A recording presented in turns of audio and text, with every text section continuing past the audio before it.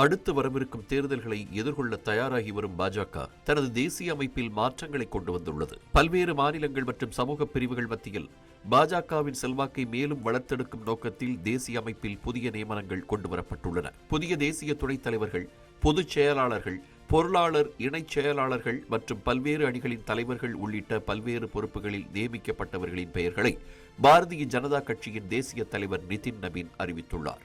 65 பேர் கொண்ட நிர்வாக குழுவில் 51 புதிய உறுப்பினர்களை சேர்த்துள்ள அக்கட்சியின் தேசிய தலைவர் நிதின் நபீன் முந்தைய நிர்வாகத்தில் இருந்தவர்களில் 14 தலைவர்களை மட்டுமே பொறுப்புகளில் தக்க வைத்துள்ளார்.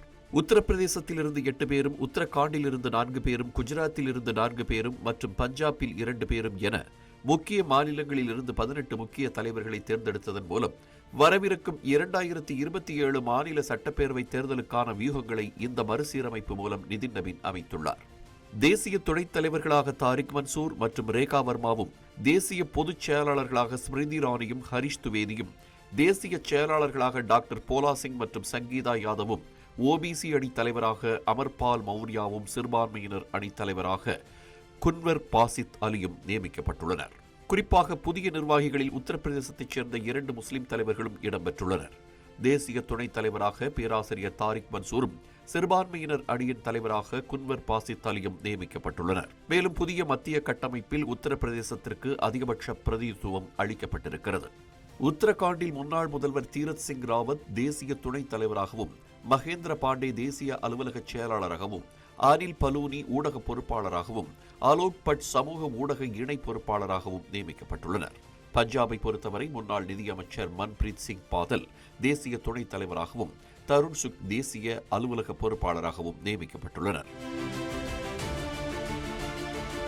குஜராத்தில் இருந்து வர்ஷாபென் நரேந்திரபாய் தோஷி துணைத் தலைவராகவும், ஜெகதீஷ் ஈஸ்வர்பாய் படேல் மற்றும் ரோஹன் குப்தா ஆகியோர் தேசிய செயலாளர்களாகவும் நியமிக்கப்பட்டுள்ளனர்.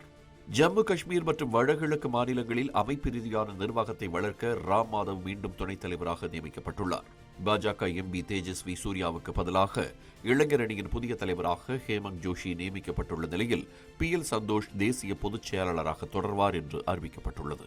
பாஜக தேசிய பொருளாளராக பியூஷ் கோயலும், 6 தேசிய செயலாளர்களில் கேரளாவைச் சேர்ந்த K சுரேந்திரன் மற்றும் அனில் ஆண்டனி ஆகியோர் நியமிக்கப்பட்டுள்ளனர். பாஜகவின் டிஜிட்டல் பிரச்சார உத்தியை மேம்படுத்த சத்தீஸ்கரைச் சேர்ந்த தீபக் மஸ்கே தேசிய சமூக ஊடக ஒருங்கிணைப்பாளராக தேர்ந்தெடுக்கப்பட்டுள்ளார்.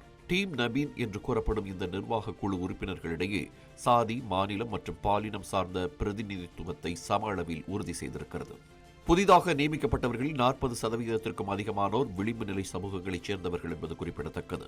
4 பழங்குடியின மற்றும் சில பட்டியலின நிர்வாகிகளும் இடம்பெற்றுள்ள இந்த புதிய தேசிய நியமனங்களில் 1 சீக்கியர், 2 கிறிஸ்தவர்கள், 2 முஸ்லிம்கள், 1 சமணர் மற்றும் 1 பார்சி என மொத்தம் சிறுபான்மை சமூகங்களைச் சேர்ந்த 6 பேர் இடம்பெற்றுள்ளனர்.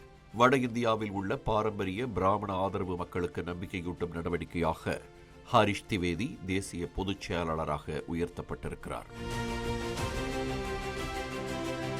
குறிப்பாக 40 வயதுக்குட்பட்ட 6 பேர், 40 முதல் 49 வயதுக்குட்பட்ட 15 பேர் மற்றும் 50 முதல் 59 வயதுக்குட்பட்ட 21 பேர் என இளைஞர்கள் மற்றும் அனுபவம் வாய்ந்த தலைவர்களுக்கு இடையிலான சமநிலையையும் இந்த நியமனங்கள் உறுதி செய்கின்றன.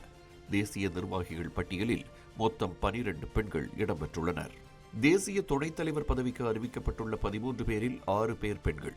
ராஜஸ்தானைச் சேர்ந்த வசுந்தர ராஜ சிந்தியா, ஆந்திர பிரதேசத்தைச் சேர்ந்த டி புரந்தேஸ்வரி, உத்தரப்பிரதேசத்தைச் சேர்ந்த ரேகா வர்மா, குஜராத்தைச் சேர்ந்த வர்ஷாபென் நரேந்திரபாய் தோஷி, மகாராஷ்டிராவைச் சேர்ந்த பாரதி பிரவீன் பவார் மற்றும் மேற்கு வங்கத்தைச் சேர்ந்த மதுச்சந்திரா கர் ஆகியோர் இடம்பெற்றுள்ளனர். 8 தேசிய பொதுச் செயலாளர்களில் ஸ்மிருதி இரானி மட்டுமே பெண். 16 தேசிய செயலாளர்களில் 3 பேர் பெண்கள். சத்தீஸ்கர் மாநிலத்தைச் சேர்ந்த பாஜக தலைவர் ரூப்குமாரி சௌத்ரிக்கு மகளிர் அணியின் தலைவர் பொறுப்பு வழங்கப்பட்டிருக்கிறது. சமூக ஊடக பிரிவு ஒருங்கிணைப்பாளர்களில் 4 பிரீத்தி காந்தி மட்டுமே பெண் என்பது குறிப்பிடத்தக்கது. குறிப்பாக தமிழகத்தைச் சேர்ந்த வானதி ஸ்ரீனிவாசன் பாஜக தேசிய மகளிர் அணி தலைவர் பொறுப்பிலிருந்து விடுவிக்கப்பட்டிருக்கிறார். சொல்லப்போனால் அமைப்புக்கே முன்னுரிமை என்ற அடிப்படையில் தனிநபர் ஆதிக்கத்திற்கு குறைவான முக்கியத்துவம் கொடுக்கப்பட்டுள்ளதை நிதின் நபீன் அமைத்துள்ள இந்த நியமனங்கள் எடுத்து காட்டுகிறது. மூத்த தலைவர்களின் எண்ணிக்கை கணிசமாக குறைக்கப்பட்டு அடிமட்டத்திலிருந்து புதிய கட்டமைப்பை ஏற்படுத்தி எதிர்காலத்தில் வரவுள்ள தேர்தல்களை சந்திக்க பாஜக தயாராவதையே இந்த மறுசீரமைப்பு காட்டுகிறது.